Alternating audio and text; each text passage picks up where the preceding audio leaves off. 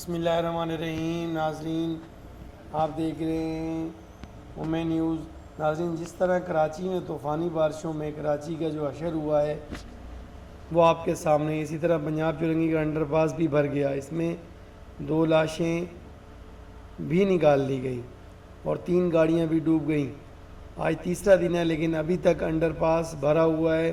आज पाक आर्मी के जवान अंडरपास से पानी निकाल रहे हैं। नाज़रीन, बताता चलूँ, इन बारिशों में 47 अफराद लुक़्मा अजल बन चुके हैं।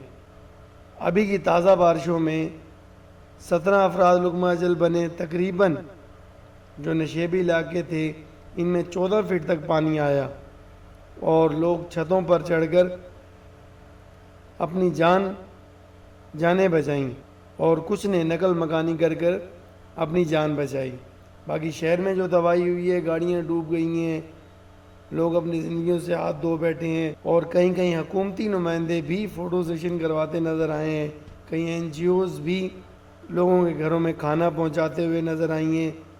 इसी तरह आप देखेंगे कंटेनर भी, इतनी शदीद बारिश थी कि गाड़ियाँ डूबी हुई हैं, कारें डूब रही हैं, बहुत सी गाड़ियाँ डूब गईं।